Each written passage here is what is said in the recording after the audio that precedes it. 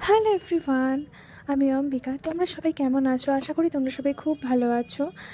তো সন্ধ্যা হতে না হতেই এই যে এত জ্যাম কাটিয়ে আমরা চলে গেলাম এক জায়গায় ঘুরতে।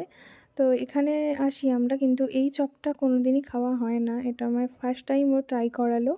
খুবই ভালো ছিল চপটা। আর এখানে ফিশের প্রচুর আইটেম ছিল, খুবই ভালো ভালো দেখে তো মনে হচ্ছিলো খুবই সুন্দর সুন্দর। তো তোমাদেরকে দেখিয়ে দিলাম। একজন আঙ্কেল আর আন্টি এই দোকানটা চালায়, খুব ছোট্ট একটা দোকান, আর সত্যি আইটেমগুলো খুব ভালো। তো এই ভিডিওতে একটু দেখানোর তোমাদেরকে চেষ্টা করেছি আইটেমগুলো, তো দেখে নিও পারলে। সব গরম হচ্ছিল, তো ওকে বলে একটু হাই করে দে, তো হাই করে দিল। তারপর আর কি আমাদেরকে দিয়ে দিল গরম গরম রুই মাছের চপ। তো আমি আগে অনেক রকম মাছের চপ খেয়েছি, রুই মাছের চপটা ফার্স্ট টাইম খেলাম। সত্যি বলতে এতটা ফ্রেশ ছিল আর এতটাই ভালো ছিল। সত্যি কেমন মানে কি বলবো, এখনই ভেবেছি কতটা মনে পড়ে যাচ্ছে আমার অসাধারণ।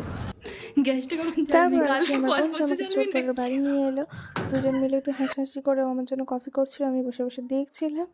তো একসাথে থাকলে তো হাসাহাসি হবেই, নানা রকম আমরা ভুলভাল আলোচনা করছিলাম আর হাসছিলাম, আর আমি ভিডিও করেছিলাম যে কফি করছে কী সব উল্টো পাল্টা অনেক কিছু।